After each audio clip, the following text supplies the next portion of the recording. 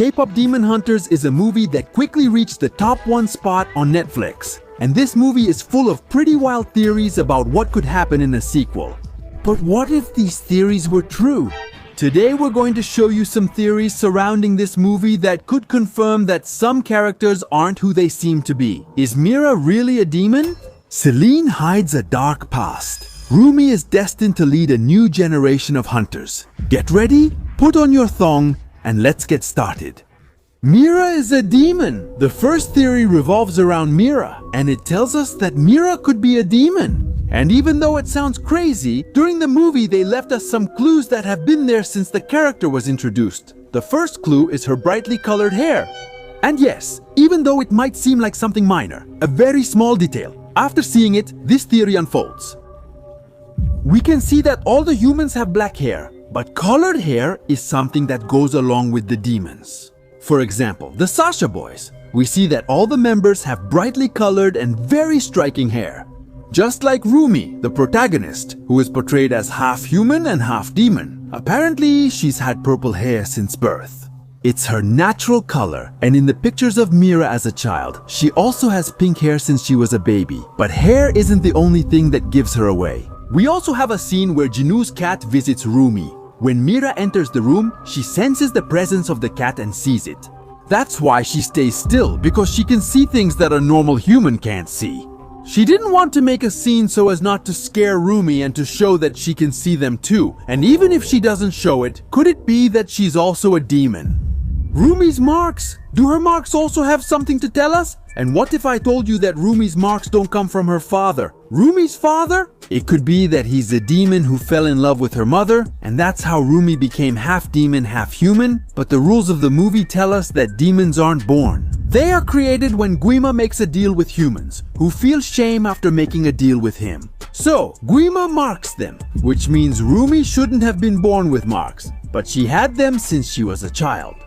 So, what happened there? It's likely that her father didn't pass them on to her. It may have been due to her shame and guilt over losing her father and mother.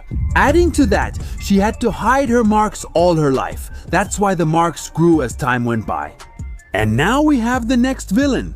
Even though it seems like Selene became a mother to Roomy, who paved her way as a hunter and as a singer. She was introduced to us as a good character, but at the end of the movie, we see the other side of the coin. When Roomy went into crisis because of her marks, she went to look for her teacher because she needed support. She was going through a tough time where she lost her friends. She felt devastated and just wanted to accept that she is a demon. But what was her teacher's reaction? She turned her back on her and didn't accept her. She looked at her with horror for seeing her turned into what they were fighting against.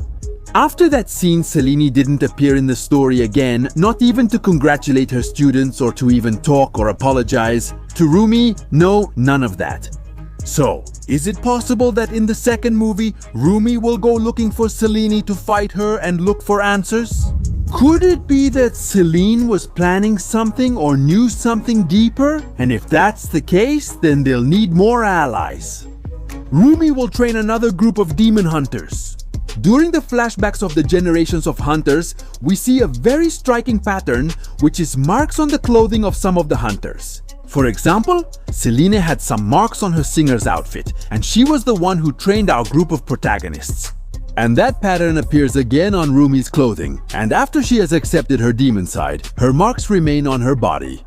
It's possible that in the future, Roomy will train the new generation of demon hunters, although of course it's still very early, but obviously we know that this is a possibility. Roomy has already shown that she can handle everything about her parents' past. We've already talked a bit about Roomy's parents. It seems that all the questions lead us to them, and they could become more relevant in the next installment. The death of Roomy's mother could be something central to the plot of the next part. Hunters can't take souls, not even when they're given to them willingly. But Roomy was able to take Jinu's soul, and she carries it on her back. Jinu's sacrifice was more than just a sacrifice. It helped Roomy banish Guima, and not only that, it removed Roomy's marks, and she became human again. The power of his soul saved her. So, could this mean that Roomy's mother also sacrificed herself for her father to achieve something? And if so, why did she do it?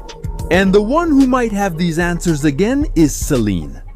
There's another detail that could change the way we see Selene, and that's that she might have killed the mother of. And that's why she takes care of her and insists that she hide her marks. They're just trying to hide the feeling of guilt for having made their mistakes. That could be why she takes care of Roomy and spends her time in the cemetery. She's hiding a secret that's eating her up inside.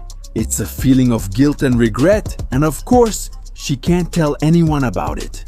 The past of the warriors, the past of Mira and Zoe is full of theories, since not much is known about their history, not as much as Roomy's. But they also have a very interesting past, starting with Mira. And although the theory that she is a demon exists because she looks different from her parents in the photos, there's also the possibility that she is adopted. And this theory gains more strength when you see her behavior. She never fit in with her family, she's rebellious and also has a different hair color and attitude. She never feels comfortable in her family. All of this could come from her biological family, while the family they show us all seem to be more serious. Meanwhile, look, she dresses in those street clothes with that more rebellious touch. What do you think? Is Mira a demon, or do you lean more towards something else because of the theory she's adopted? Zoe has a peculiar theory behind her that says she is Jinu's sister. Yes, and this is because when we are shown Jinu's past, Jinu's sister closely resembles Zoe, from hair color to features. If she's not his sister, she might be a descendant of his family. This theory gets stronger because at the end of the movie we see Zoe with a print of the same cat, which is Jinu's spiritual guide. And if she has no connection, why was she wearing a sweater with this cat? Let's hope all our questions are answered in the next installment. And these were some of the details we noticed throughout the series. It left us with an open notebook for what could be a sequel, and it left us with more questions. What?